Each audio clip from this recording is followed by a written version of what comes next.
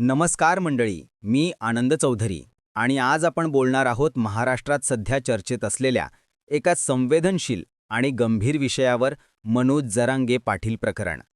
मराठा आरक्षणाच्या चळवळीचं हे प्रमुख नाव, ज्यांनी आपल्या आवाजातून आणि संघर्षातून संपूर्ण महाराष्ट्र हलवून टाकला. पण आता त्यांच्या जीवनाभोवती फिरत आहे एक धक्कादायक घटना, हत्याकट प्रकरण.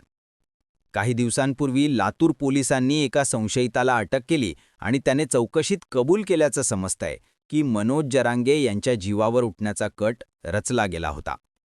या प्रकरणाचा तपास जलद गतीने सुरू आहे. पोलिसांकडून यामागे कोण होते, कोणत्या हेतूने हे केलं गेलं आणि कोणाला त्याचा फायदा झाला असता, या सगळ्याचा तपास सुरू आहे. सोशल मीडियावर वेगवेगळ्या अफवा पसरत आहेत. काही ठिकाणी या प्रकरणाला राजकीय रंग देण्याचा प्रयत्न होत आहे. पण सत्य हे असं काही आहे का की अजूनही अनेक गोष्टी गुप्त आहेत? हे फक्त वेळच सांगेल.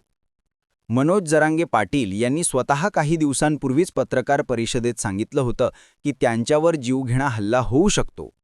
त्यांनी राज्य सरकारला संरक्षण मागितलं होतं. आता त्यांच्या त्या विधानाचं महत्त्व अचानक वाढलं आहे. राजकारणाच्या या रणांगणात प्रत्येक पक्ष वेगळं चित्र दाखवतोय. कोणी म्हणतंय हे फक्त लक्ष विचलित करण्याचं साधन आहे, तर कोणी म्हणतंय हा आवाज दाबण्यासाठी रचलेला डाव आहे. जनतेत मात्र एकच प्रश्न घुमतोय की जर मराठा समाजाचा नेता सुरक्षित नसेल, तर सामान्य नागरिकाचं काय? सरकार आणि पोलिसांनी या प्रकरणाची संपूर्ण पारदर्शक तपासणी सुरू केली आहे, ज्यामुळे या कटाच्या मुळाशी पोहोचता येईल. आता सगळ्यांच्या नजरा एका गोष्टीवर खिळल्या आहेत. या कटामागचं खरं कारण आणि खरे सूत्रधार कोण? मनोज जरांगे पाटील सध्या सुरक्षित आहेत, पण परिस्थिती अजून तणावपूर्ण आहे.